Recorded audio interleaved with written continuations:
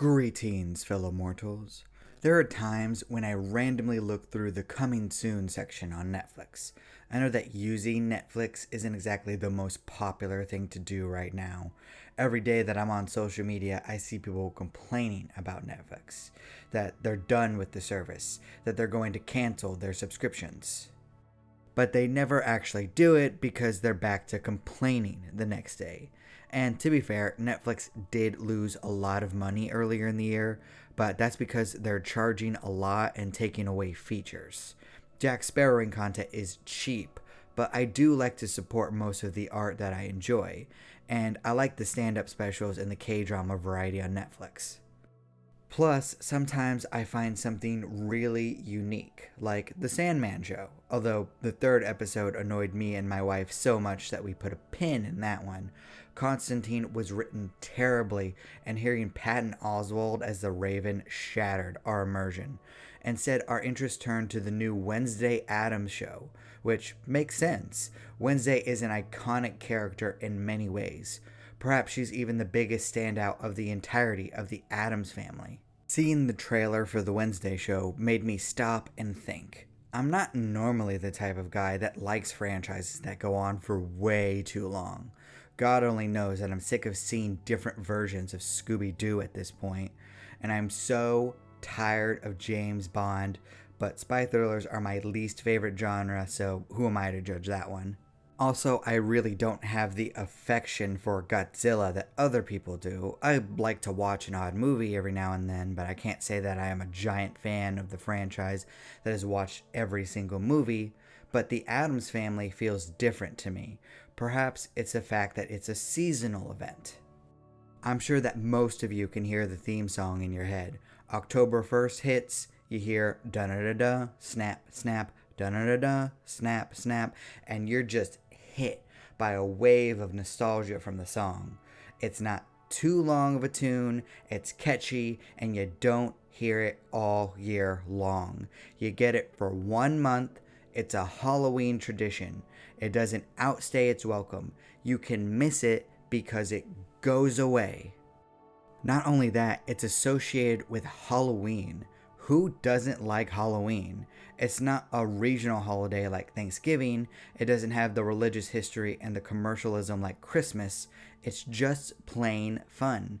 People watch spooky shows and movies. They dress up in costumes. They eat candy. You get to put up fun decorations that don't stay up for too long because Christmas is right around the corner. Plus, it's a holiday that gives a sense of community with trick-or-treating. How often do you get that nowadays? I don't think it's just those two things that help the Addams Family. The catchy tune and the seasonal nature help to make it more welcome, but I think that it's more than that. I think it's the idea of the Addams Family itself. Because if it was just the music and the holiday, the Munsters would have been more popular than what it is. No, I think that it's just a bit more than that. The Addams Family represents a few things that make us all feel happy: acceptance, love, and family. From their origins as a series of cartoon strips, to their television show, and even to their movies, the Addams Family was known for their sense of weirdness. They stood out in their community. They like to wear all black, have unusual traditions, have odd appearances, and delight in death. Despite being acutely aware and accepting of death, they don't give off a sense of despair. In fact, they celebrate the end of life because they want to enjoy their time on Earth to its fullest. They like what they like and they refuse to apologize for it. They like old, creepy, and haunted things. Cobwebs don't bother them. Their taste in food is rather odd, and their parties are the weirdest things imaginable. Most importantly, they don't care if other people don't like their tastes. It's not like they're shoving their lifestyles onto other people. That would be obnoxious. You can dislike their tastes. That's fine with them. They just want to be left alone in their crazy world. And they don't judge other people for how they live.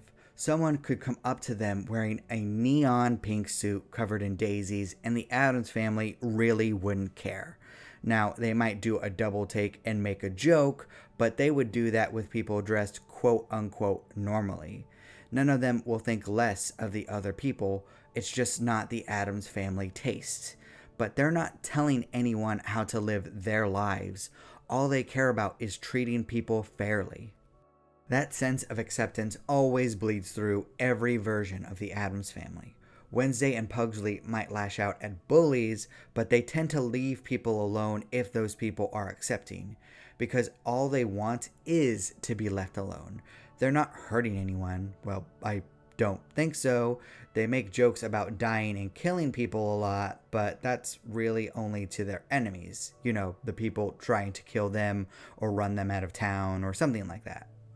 In a lot of ways, the Addams family is made up of some of the most loving people imaginable. It doesn't matter what other people's tastes are. They're loving to the outside world, even though it's strange to them.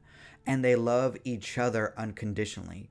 The Addams family will stick by each other no matter what. In fact, the most that any of them are ever affected emotionally is when there's conflict in the family. Gomez only despairs when he's at odds with his brother. He's only bothered when he has trouble connecting with his children, because he loves his family, especially his wife. He and Morticia are one of the most loving couples in fiction. They adore each other. They crave each other. They can barely keep their hands off of each other. The amount of love, passion, and understanding rolling off of each other is insane, and it's a constant. Not to say that they've never had disagreements. Every couple does. Marriage is difficult, but they always show love for each other. They always seem like they're on the same team. Their love extends equally to their children. They will accept Wednesday and Pugsley no matter what. And Hubert, I kind of wish that they kept the third child from the Addams Family Values movie. I thought that he was a nice addition, but whatever. You can tell that Gomez and Morticia want their children to succeed in every way in life. They raise their children to be unapologetically themselves. And this sense of love isn't just in the core family. Uncle Fester, Grandmama, Lurch, Aristotle in some versions, Thing, and Cousin It. They all show love and care for each other. They're all part of the same team. They would live and die for each other. The family part in the Addams family is the most important aspect. They're a family in every way imaginable. No matter how odd they are, they're a part of the same team. Despite all of their oddness, they have an ideal sense of community that not everyone has. In fact, you could argue that no one has that level of familial love. Of course, like with every story, the characters are the most important part.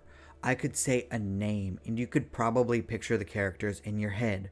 Gomez's slicked black hair, wide frame, and thin mustache come to mind. His wild passion for everything rolls off him in waves. In contrast, Morticia is a towering, rail-thin figure. Her black dress is skin-tight and seems to have a life of its own. Her cool collectiveness complements her husband in every way. Then there's Uncle Fester's bald head and wild antics, Lurch's towering form, Grandmama's cackling over the cauldron, Pugsley hovering over his weapon collection, and Wednesday Addams. As I said earlier, it makes sense that she would get her own show. Pale complexion, dark pigtails, unnerving stare. There's probably a knife somewhere near her. She's as unsettling as she is endearing. You can hear her emotionless drawl just by thinking about her. Deep down, though, you know that she's smoldering with her father's emotions, even if she has her mother's collected attitude. While I did say that I thought that Wednesday is the most standout character in the Addams family, I worry that her character alone can't carry a story. The Addams family is a unit, after all. It's weird to see them without each other. For Wednesday to work, she needs memorable characters to bounce off of. She needs bratty children to feud with. She often needs her brother to trail behind her. She needs the straight man to be flabbergasted with her words and actions. Breakout characters are important to a story, but oftentimes they can't outgrow that story. Frasier from Cheers is the exception. Joey doesn't work outside of Friends. Daryl doesn't work outside of The Walking Dead. Dwight needs everyone in the office to make him hilarious. Take them out of their normal settings and characters, and these people fail to connect the same way. So, while I'm hopeful for this Wednesday show, I'm also skeptical. For the most part, the Addams Family hasn't been torn apart by modern storytelling trends. I hate postmodern styles of writing. I want artists to feel like they're making something that matters because I think that the Addams Family matters a lot to people. It's a family away from your own family, and I think there's a lot of people that could use that. I just hope that we don't get people trying to tear apart what makes the Addams Family work. We don't need a divorce arc with Gomez and Morticia. We don't need established characters rapidly changing into something they've never been. I hope that these modern writers understands what makes the Addams Family so beloved. And also, I hope that they don't run it into the ground. Remember that things need to go away for you to miss them. The Addams Family has never outstayed its welcome.